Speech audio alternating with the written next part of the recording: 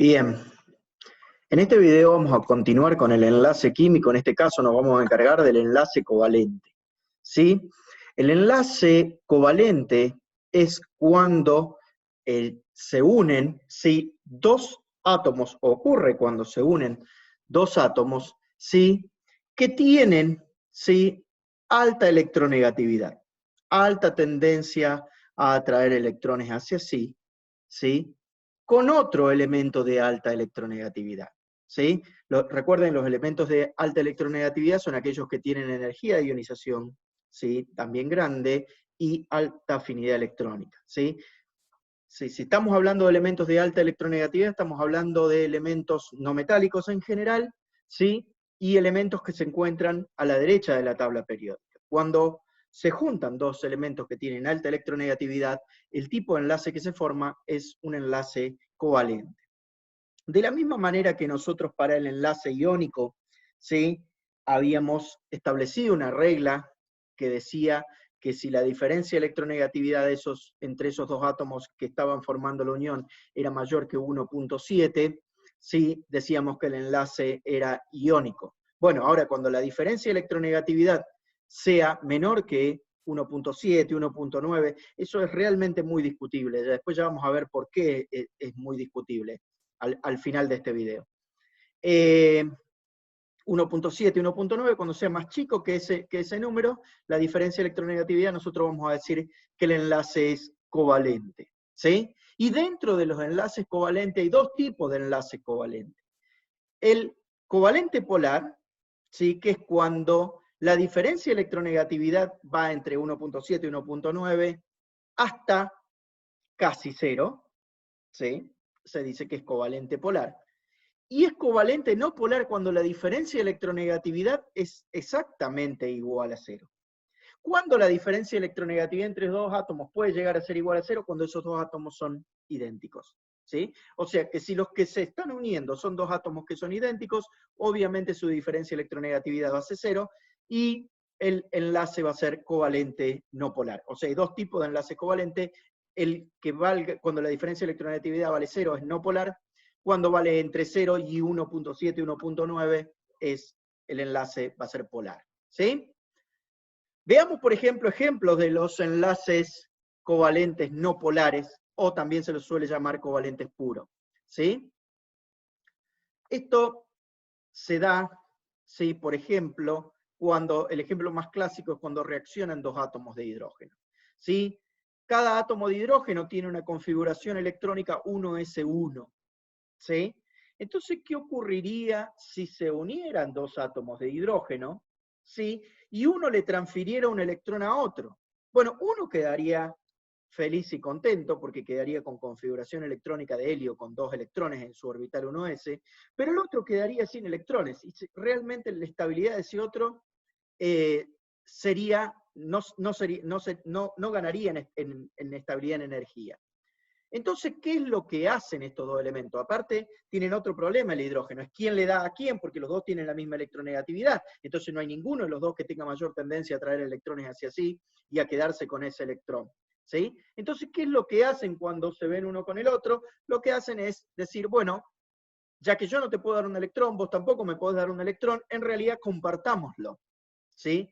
Si compartimos el electrón por partes iguales, ¿sí?, lo que vamos a tener en todo momento es, cada núcleo va a sentir, ¿sí?, que tiene dos electrones, ¿sí? Entonces lo que ocurre es eso que nosotros representamos ahí con una estructura de Lewis, ¿sí?, para el enlace covalente. Fíjense que, ¿se acuerdan que la estructura de Lewis en el enlace iónico tenía cargas? Porque había iones, había transferencia total de electrones. En este caso, los electrones no se transfieren, simplemente se comparten, ¿sí? Entonces fíjense que se comparten de esa manera y ambos núcleos pasan a tener configuración 1s2, o sea, la configuración electrónica del helio. Como hay un par de electrones allí en el medio uniendo esos dos núcleos, ¿sí?, por cada par de electrón se forma un enlace simple. Veamos el caso del oxígeno. El caso del oxígeno, sí, tiene configuraciones del grupo 16, por lo tanto tiene 6 electrones de valencia, tiene 2 electrones en el orbital 2s y 4 electrones en los orbitales 2p, ¿sí? Cuando se unen ambos oxígenos necesitan para completar su octeto 2 electrones. Entonces, si comparten un electrón, ambos quedan con 7 electrones de valencia y no les sirve. Si no llegan a tener configuración electrónica del neón, que sería el gas noble más próximo que le sigue. Entonces, en realidad, tiene que compartir 2 pares de electrones. Perdón, 2 electrones cada uno. ¿Sí? De esa manera, ¿sí? Vemos aquí a la derecha de la flecha, ¿sí? La estructura de Lewis para esa unión entre oxígeno-oxígeno que comparte ahora 2 pares de electrones. ¿Sí? El hidrógeno compartía un par de electrones, este comparte 2 pares de electrones. ¿Sí? Como tengo 2 pares de electrones, en realidad tengo 2 enlaces simples, eso se lo llama un enlace doble, ¿sí? O sea, el oxígeno cuando reacciona con otro oxígeno forma un enlace doble, ¿sí? Se lo denota con una doble raya, ¿sí? Así como el enlace simple era una única raya, el enlace doble son 2 rayas, fíjense ahí a la derecha, ¿sí? Que vemos, ¿sí? Doble raya en el caso del oxígeno, una única raya en el caso del hidrógeno, que está representando un enlace simple y un enlace doble respectivamente. ¿Se podrá formar un enlace triple? Por supuesto. ¿Sí? El nitrógeno, que está en el grupo 15 y tiene 5 electrones de valencia, 2 de ellos en el orbital 2s, 3 en los orbitales 2p, perdón. No le sirve compartir un electrón, no le sirve compartir 2 electrones, necesita compartir 3 electrones. Y de hecho así lo hace, tal es así que la molécula de nitrógeno, ¿sí? En la molécula de nitrógeno los átomos de nitrógeno comparten 3 pares de electrones, formando de esta manera un enlace triple. Obviamente ahora uno lo puede denotar el enlace triple con 3 rayas, ¿sí? Entre los 2 átomos de nitrógeno. Fíjense una cosa importante, en estos 3 casos, la diferencia de electronegatividad entre los 2 átomos que están reaccionando es 0. ¿Sí? Por lo tanto, estamos hablando de un enlace covalente no polar. Y esos pares de electrones que se comparten, ¿sí? Esos pares de electrones que se comparten de igual manera por los 2 núcleos, porque los 2 tienen la misma tendencia. O sea que si uno parte al medio la molécula, ¿sí? Y las separa, ¿sí? Ninguna de las 2 partes voy a encontrar carga eléctrica, porque la carga eléctrica está homogéneamente distribuida a lo largo del enlace. Después ya vamos a ver que si los 2 átomos que están reaccionando tienen diferencia de electronegatividad, evidentemente esto ya no va a ser así. Una cuestión más acerca del enlace simple, el enlace doble y el enlace triple. ¿Sí? El enlace simple, ¿sí? La distancia que hay entre los átomos, ¿sí? Va a tener un determinado valor. Cuando ese enlace sea doble, esa fuerza del enlace, ¿sí? Y la distancia va a ser más fuerte. Y cuando sea triple, va a ser aún más fuerte esa fuerza de enlace. ¿Sí? O sea, la fuerza de enlace va a aumentar desde el enlace simple al enlace triple. En el enlace triple, la fuerza del enlace es mucho más grande, ¿sí? Cuando hay 3 pares de electrones uniendo los 2 núcleos, que cuando hay únicamente un par de electrones. ¿Sí? Fíjense que el oxígeno, ¿sí? Tiene 2 pares de electrones que se llaman de no enlace. Cada átomo de oxígeno, ¿sí? Tiene que estar representado con rayitas, ¿sí? Que no son las rayitas que están uniendo los núcleos, sino las rayitas que están al costado y arriba. Sí, esos son 2 pares de electrones de no enlace. Se llaman de no enlace porque no están interviniendo en el enlace químico. Y cuando uno escribe la estructura de Lewis, están sobrando. Bueno, esos electrones que están sobrando, pero que todavía están sobre el átomo, ¿sí? Se les llama electrones de no enlace. Mientras que el caso del nitrógeno tiene 2, esto está mal. El nitrógeno tiene solamente un par de electrones de no enlace, ¿sí? Un par de electrones de no enlace, ¿sí? No 4 como dice ahí. Un par de electrones de no enlace. Tiene 4 electrones, si quieren, de no enlace, de la misma manera que el oxígeno tendría 8 electrones de no enlace en total entre los dos oxígenos. Lo que les decía, la fuerza del enlace va a aumentar a medida que la multiplicidad del enlace aumenta, y la distancia de enlace en general, obviamente que eso depende de los átomos que están interviniendo, pero si estamos hablando de átomos que están en un mismo periodo, ¿sí? La distancia del enlace en general, sí, se va achicando a medida de que yo también aumento la multiplicidad del enlace. O sea, los enlaces simples son más largos, los enlaces triples son más cortos. Eso simplemente porque la fuerza del enlace triple es más grande que la fuerza del enlace simple. Esto que está aquí es simplemente para que ustedes entiendan por qué es que se quedan unidos. Porque en el caso de la unión iónica resulta bastante fácil de entender por qué los dos iones se van a quedar unidos, porque simplemente hay una atracción de tipo culómbica. Aquí, ¿qué es lo que ocurre? Bueno, cuando los dos átomos, si se empiezan a acercar, si las nubes electrónicas interaccionan, aumenta la densidad electrónica que hay entre los dos núcleos. Fíjense en el átomo de bromo que está representado abajo. ¿Sí? Es una mentira, no es así, digamos, el caso del enlace del átomo de bromo. Pero es porque de hecho los electrones de mayor energía están en orbitales p, y ustedes saben que los orbitales p no tienen esa forma. Esa forma la tienen los orbitales s. Pero en una idealización, digamos, la nube electrónica en los dos átomos de bromo debería parecerse a algo por el estilo, ¿sí? A medida que cuando ellos se van acercando, ¿sí? La densidad electrónica en el medio entre los dos núcleos aumenta. Fíjense que allí es como que la intensidad de los puntos que estarían representando la probabilidad de encontrar el electrón aumenta entre los dos núcleos. ¿Sí? Por lo tanto, allí aumenta la densidad de carga negativa, porque al aumentar la densidad de electrones, lo que estoy haciendo es aumentar la densidad de carga negativa, o sea, de aumentar la densidad de, o sea, lo que estoy aumentando en realidad es la probabilidad de encontrar el electrón entre esos dos núcleos. ¿Sí? Entonces allí hay una gran carga negativa, una densidad de carga negativa importante. Y los dos núcleos tienen densidades de carga positiva. Entonces allí está la atracción electrostática. La atracción electrostática se da entre los dos núcleos y esa densidad de carga negativa. O sea que esa densidad de carga negativa actuaría como el pegamento en la unión covalente. ¿Sí? Obviamente la unión covalente en general, ¿sí? Esa atracción electrostática es más débil que en el caso de la unión iónica, donde en el caso de la unión iónica, donde son iones, donde hay cargas reales. Estos son densidades de carga. Cuando yo hablo de densidad de carga, estoy hablando que tengo menos que una carga, menos que un electrón. ¿Sí?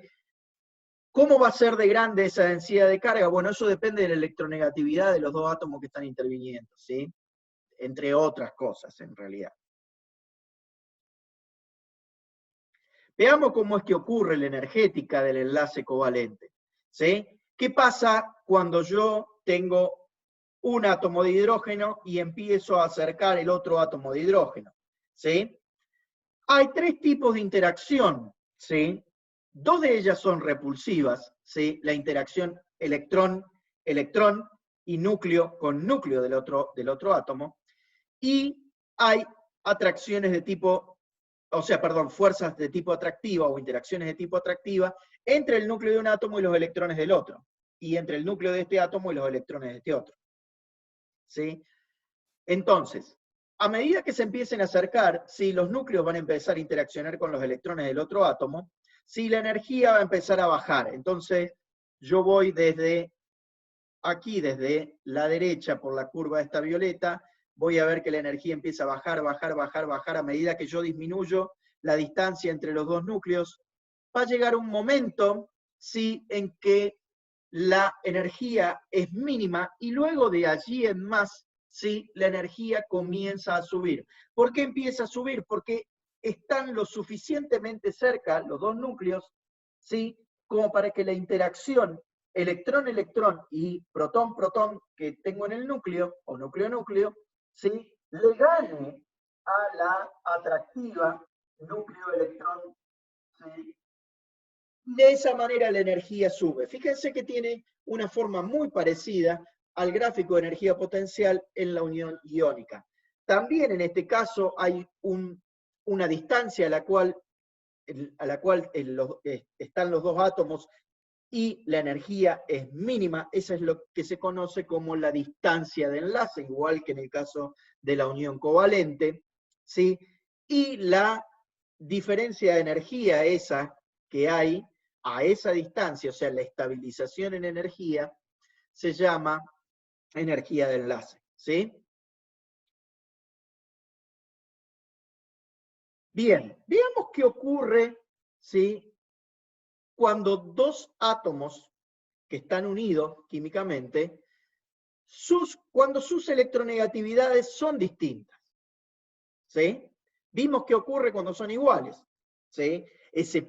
Esos electrones que se están compartiendo se van a compartir de igual manera por los dos núcleos. ¿Por qué? Porque los dos núcleos tienen la misma afinidad por los electrones. Ahora, ¿qué pasa si se encuentra un núcleo que es más electronegativo que el otro?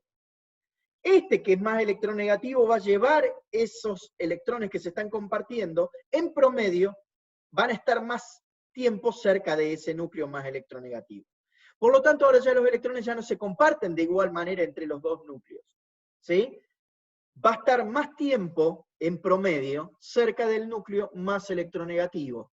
Con lo cual, se van a empezar a generar lo que se ve aquí en el gráfico del medio para el cloruro de hidrógeno, que son densidades de carga en los dos núcleos. El más electronegativo va a quedar con una densidad de carga negativa y el más electropositivo, ¿sí?, va a quedar con densidad de carga positiva, ¿sí?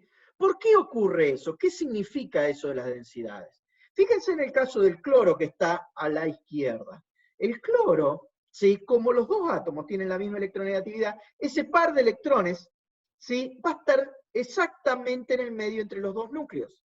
Mientras en el caso del cloruro de hidrógeno, el cloro es bastante más electronegativo que el hidrógeno, ¿sí? Por lo tanto, ese par de electrones va a estar más cerca del núcleo de cloro que del núcleo de hidrógeno. Eso hace que el cloro, que originalmente era eléctricamente neutro, ahora va a tener cierta densidad de carga negativa. Si el hidrógeno le hubiera transferido completamente el electrón al cloro, el cloro tendría una carga negativa, pero en realidad el hidrógeno no se lo transfiere. Es como que se lleva ese par de electrones que se están compartiendo más cerca del cloro, o sea, esa densidad de carga negativa es menor que la carga de un electrón, ¿sí? Es bastante menor que la carga de un electrón, ¿sí?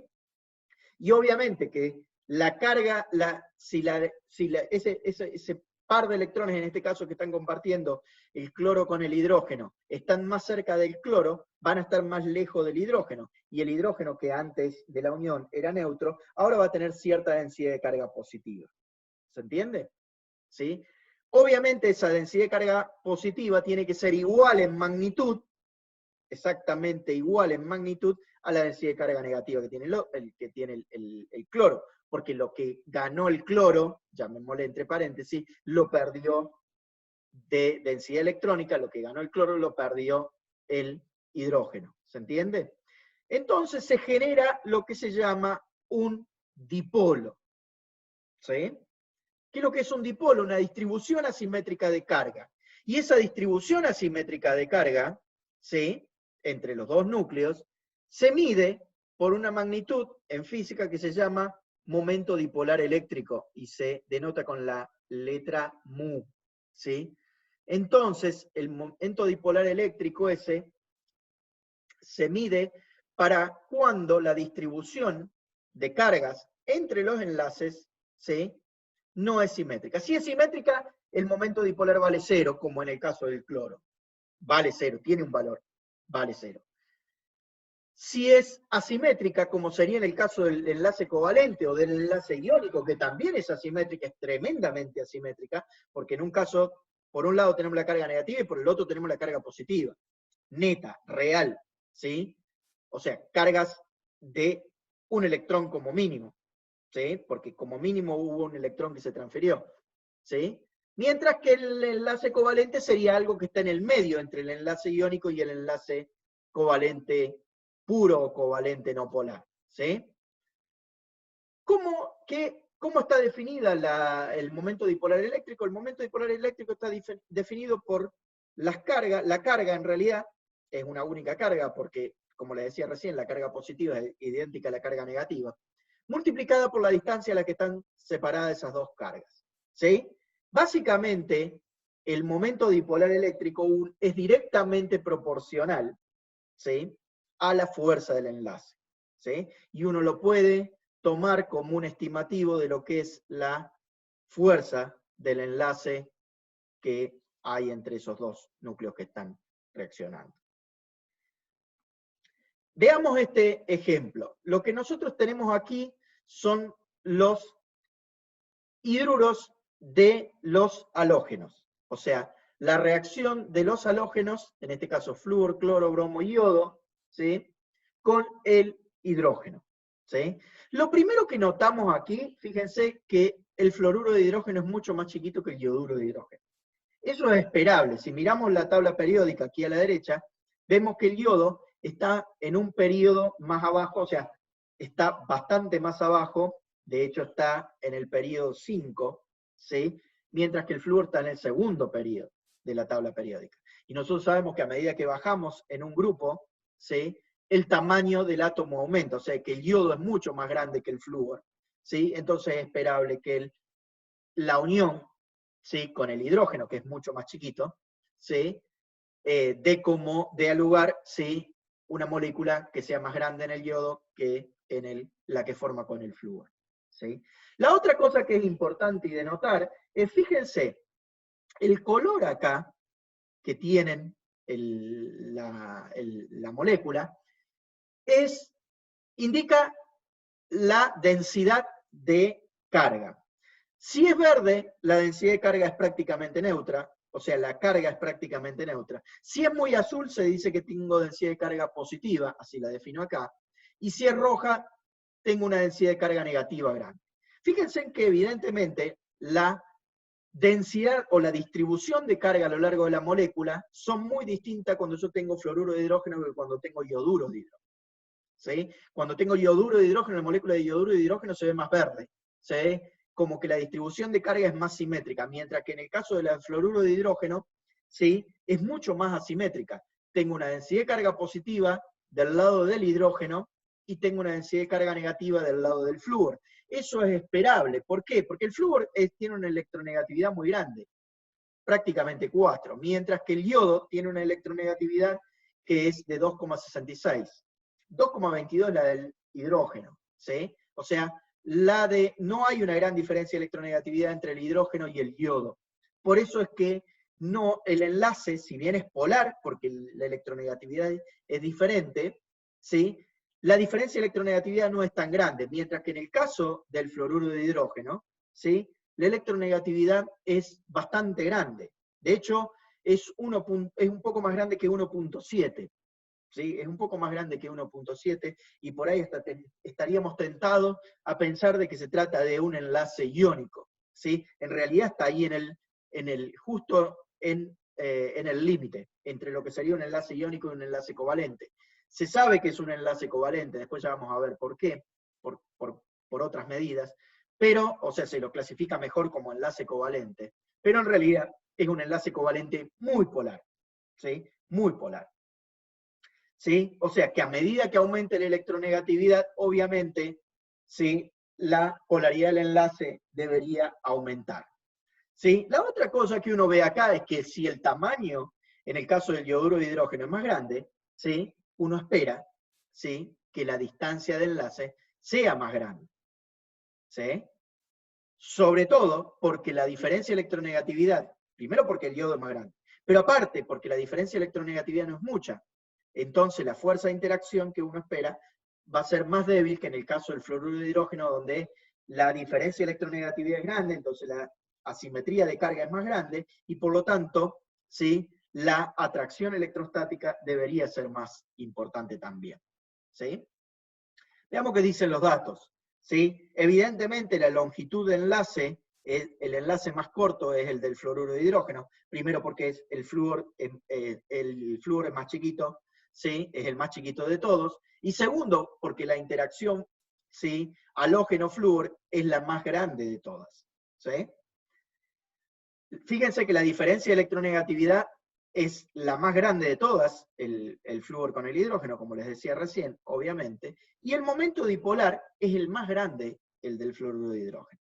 Pero fíjense que realmente varía a lo largo del grupo, ¿sí? Que es periódico también, digamos, y que yo lo puedo predecir, ¿sí? Si yo conozco dónde están los átomos en la tabla periódica, ¿sí? Dónde están los dos átomos, ubicados los dos átomos en la tabla periódica, ¿sí? Yo voy a poder predecir si la unión, primero si la unión va a ser iónica o va a ser covalente, ¿sí?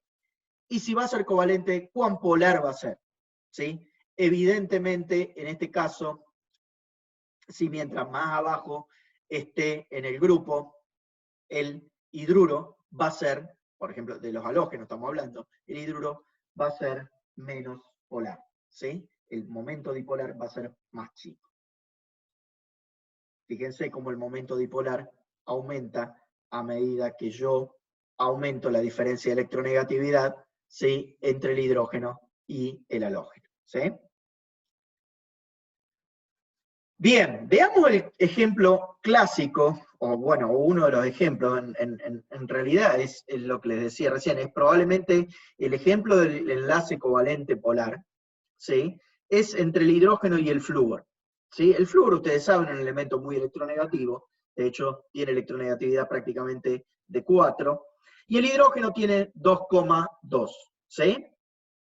Fíjense que el hidrógeno, ¿sí? Necesita un electrón para completar su octeto, y el flúor también necesita un electrón para completar su octeto, ¿sí? De esa manera, si comparten un par de electrones, ¿sí? El hidrógeno queda con 2 electrones, ¿sí? Con 2 electrones de valencia, y completa su primer nivel de energía. Y el flúor, fíjense que ahí está marcado con la línea punteada, tiene 8 electrones de valencia, y ambos tienen configuración electrónica de gas noble, ¿sí?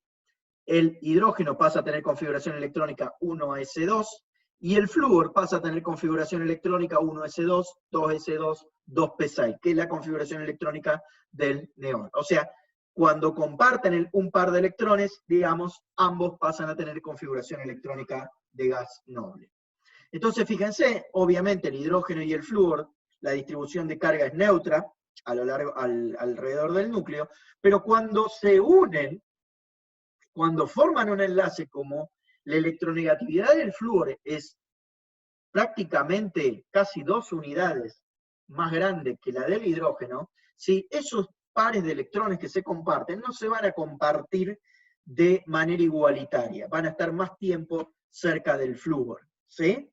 Eso hace que sobre el flúor se genere una densidad de carga negativa, ¿sí? Por eso se la ve roja, y sobre el hidrógeno, o del lado del hidrógeno, se genere una densidad de carga positiva. Eso lo que hace es generar una distribución asimétrica de carga, y lo que mide la distribución asimétrica de carga nosotros habíamos visto que es el momento dipolar, que está definido como la carga, ¿sí? Que tienen esas densidades de carga, multiplicado por la distancia a las que están separadas, ¿sí? Eso en realidad es una magnitud vectorial, el momento dipolar es una magnitud vectorial. Las magnitudes vectoriales, a diferencia de las magnitudes escalares, tienen un módulo, ¿sí? Igual que las escalares, pero aparte tienen una dirección y tienen un sentido, ¿sí? Entonces tienen una orientación. Se la representa al momento dipolar como a cualquier vector, ¿sí? Con una flecha, con una carga positiva, con un símbolo positivo, con una cruz, digamos, del lado de la carga positiva, y la flecha apuntando hacia donde existe la densidad de carga negativa, ¿sí? Entonces, al momento dipolar se lo representa con la flecha esa que aparece ahí abajo, y en este caso tiene la dirección esa que está dibujada allí, desde el hidrógeno hacia el flúor. Veamos otro ejemplo, el caso del agua, ¿sí?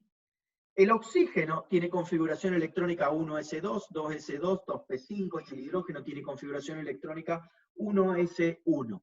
Fíjense que la diferencia de electronegatividad, acá está mal la electronegatividad del oxígeno, no es 3,98.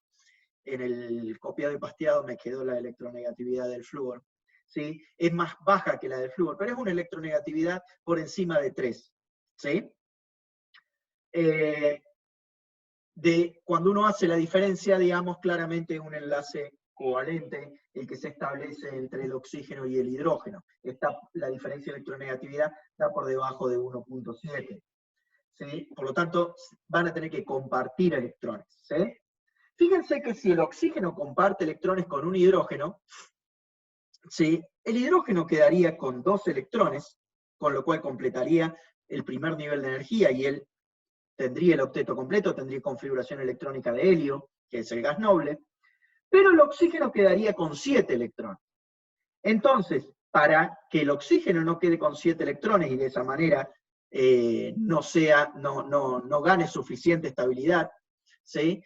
Va a reaccionar con 2 hidrógenos, ¿sí?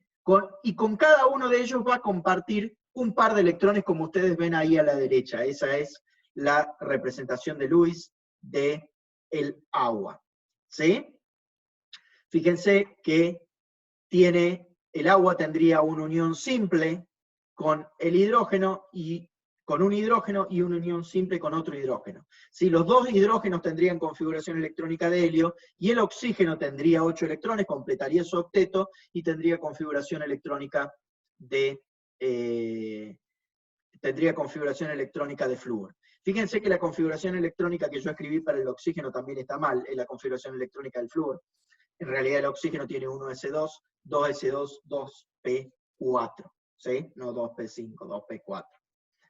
Por eso yo lo voy a cambiar en la versión final del teórico. Fíjense que abajo está calculada, porque se calculan estos mapas de densidad electrónica, se calculan utilizando mecánica cuántica, ¿sí? Esto, recuerden, la teoría de Lewis no hace uso de la mecánica cuántica, ¿sí? Pero cuando uno aplica la mecánica cuántica, las teorías más evolucionadas, el enlace, la teoría de Lewis es la más rudimentaria de todas, y es la única que nosotros vamos a ver, ¿sí? Vemos que, lo primero que vemos es que en realidad el agua no es lineal, como nosotros le escribimos ahí en la estructura de Lewis arriba, sino que tiene forma de V, ¿sí?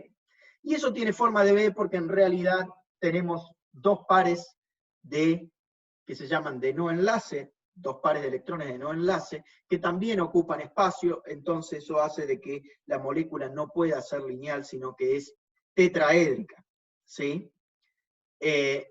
Lo que hace en realidad es que la molécula de agua tenga forma de V.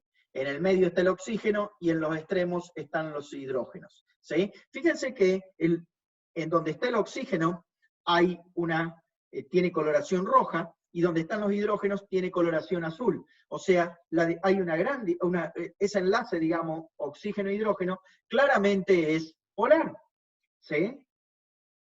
Es un enlace polar y bastante polar, ¿sí? Fíjense que la densidad de carga, la intensidad de colores, la simetría en los colores es bastante importante, ¿sí? O sea que es un enlace covalente polar, bastante polar. Entonces, si uno grafica, digamos, uno mide el momento dipolar para cada enlace, que son las dos flechitas azules en la imagen aquí abajo que tengo del agua, representada con una bola roja, y los hidrógenos representados con una esfera blanca. Si ustedes ven ahí, ven dos vectores apuntando desde el hidrógeno hacia el oxígeno, ¿sí? Esos son los dos momentos dipolares de cada enlace. Cuando uno suma vectorialmente esos dos vectores, que la suma está hecha gráficamente a la derecha, si no saben cómo sumar vectores, yo les recomendaría que busquen en internet, digamos, ya sea un texto o en un video, que alguien les explique cómo sumar vectores. Es algo realmente fácil, sobre todo sumar vectores en el plano.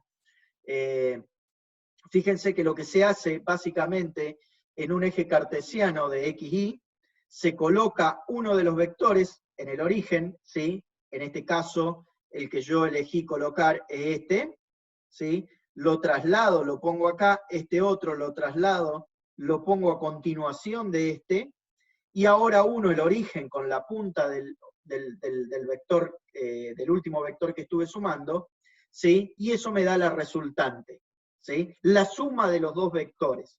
Obviamente la suma de esos dos vectores tiene un módulo que es directamente proporcional al largo de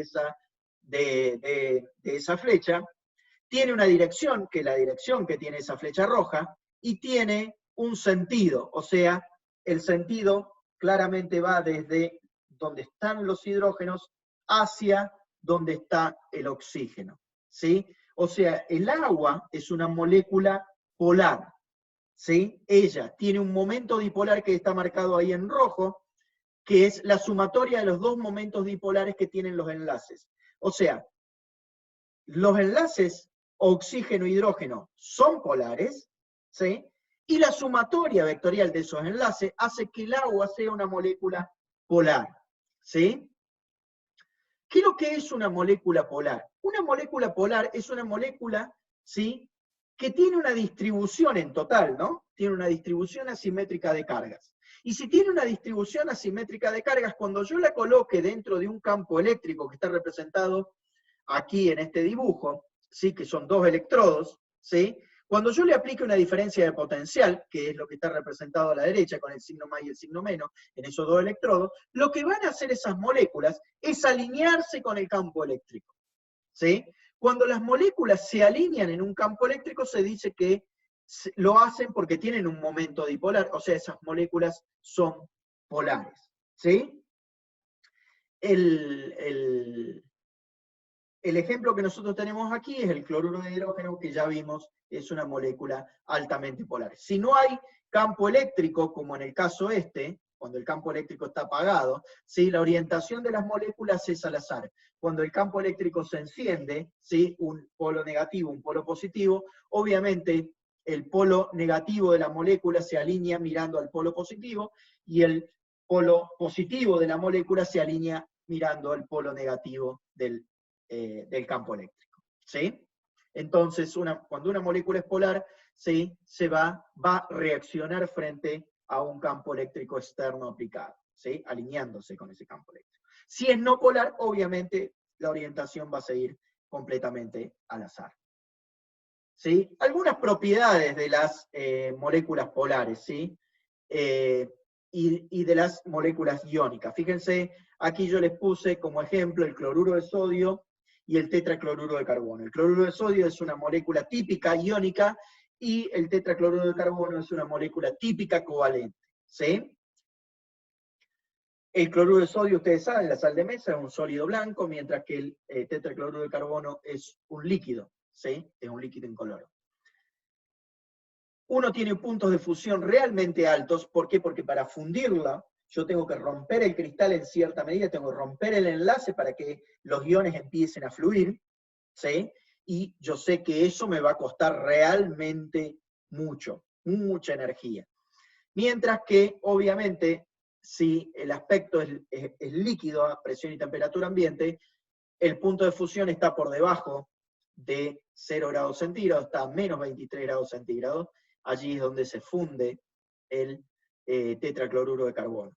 Pues ya vamos a ver que en realidad para fundir el tetracloruro de carbono yo no tengo que separar, no tengo que romper enlaces carbono-cloro, lo que tengo que romper es en realidad la fuerza de interacción que hay entre las moléculas de tetracloruro de carbono, entre dos moléculas de tetracloruro de carbono que están acomodadas en un cristal. Lo que yo tengo que hacer es separarlas, ¿sí? Obviamente eso requiere muchísimo menos energía, por eso el punto de fusión es más bajo, ¿sí? Y así yo puedo ir nombrando, digamos, varias propiedades, ¿sí?, que después las vamos a ir viendo a medida que veamos los problemas también, ¿sí?, a medida que veamos los problemas. Una cosa bastante importante es cómo yo estimo, cómo yo sé si un determinado enlace es polar o es no polar. Habíamos dicho que en realidad yo calculo la diferencia de electronegatividad, ¿sí? Cuando esa diferencia de electronegatividad es mayor que 1.7, digo que es iónico; cuando es menor, digo que es covalente. Bueno, uno puede hacer cálculos, ¿sí? Que no vienen al caso, pero sí vamos a mostrar acá el gráfico del porcentaje de carácter iónico. ¿Cuánto por ciento iónico es ese enlace? ¿Sí? Si es 100% iónico, sería completamente iónico. Si es 0% iónico, sería un enlace covalente puro. ¿Sí? Se puede hacer un cálculo, y estos son los valores. Fíjense que arriba, ¿sí? En la parte de arriba, ¿sí? Vamos a encontrar todos los compuestos que nosotros, si le calculamos y hacemos la diferencia de electronegatividad, fíjense que son todos, dan por arriba, el 1.7 está por aquí, aproximadamente, más cerquita del 2 que el 1.5 en la escala X, ¿sí? Aquí tengo el 1.7, ¿sí? Quiere decir que todos los elementos, ¿sí? Que están por encima, cuya diferencia electronegativa está por encima de 1.7, deberían tener un carácter de porcentaje iónico por encima del 50%. Y de hecho es más o menos así. Salvo dos casos que hay raros. El fluoruro de hidrógeno, que si uno calcula ¿sí? La diferencia de electronegatividad, le da mayor que 1.7. ¿Sí? Menor que 2. Por eso es que hay algunos libros que dicen 2. ¿Sí? Pero decir 2 también acarrea otros problemas que ya se los voy a contar en 2 segundos. ¿Sí? El fluoruro de hidrógeno, si uno calcula fríamente, dice es iónico. Pero en realidad, fíjense que el carácter el porcentaje de carácter iónico está por debajo del 50%. Por lo tanto, debería ser considerado covalente, y de hecho así lo es. El fluoruro de hidrógeno forma un enlace covalente. ¿Sí? ¿Por qué? Porque su porcentaje de carácter iónico está por debajo del 50%. ¿Sí? El otro ejemplo que vimos es el yoduro de litio, ya lo vamos a ver en un problema de la guía. El yoduro de litio, si uno calcula, hace la diferencia de electronegatividad, fíjense que les va a dar un número que está por debajo de 1.7. Entonces, uno diría, bueno, debe ser covalente. ¿Sí? Y sin embargo, su porcentaje de carácter iónico está por encima del 50%, por lo tanto, tiene que ser considerado como iónico. ¿Sí? No obstante eso, fíjense que es el menos iónico de todos, ¿sí? El que tiene menos carácter y porcentaje iónico de todos, de la misma manera que el fluoruro de hidrógeno es el que tiene menos carácter covalente de todo el grupo. ¿Sí? ¿Cuál es el problema si yo definiera 2? Si yo definiera 2, estaría muy bien para el fluoruro de hidrógeno porque quedaría del lado de los covalentes, ¿sí? En vez de 1.7, 2 digo. ¿Sí? Pero me encontraría con el bromuro de litio, el yoduro de litio, el yoduro de potasio, ¿sí? El yoduro de cesio. Todos esos elementos también serían considerados como iónicos. Y la verdad es que nosotros estamos viendo que el porcentaje de carácter iónico da por encima, y bastante por encima, del 50%. Entonces, deben ser considerados como iónicos. Entonces, 1.7 es un número bastante adecuado, ¿sí? Con la salvedad de compuestos como el fluoruro de hidrógeno, que están predichos como ser iónicos y en realidad son covalentes, o el yoduro de litio, que uno lo predeciría como covalente cuando en realidad es iónico. ¿Estamos? Bien. Bueno, ahí es simplemente para mostrarles cuál sería el cuadrante en donde deberían caer todos los compuestos covalentes, y cuál sería el cuadrante donde deberían caer, o el grupo donde deberían caer todos los enlaces, los compuestos iónicos. ¿Sí? Vamos a dejar aquí, vamos a hablar de estructuras de Lewis en el próximo, o estructuras de Lewis en el próximo video.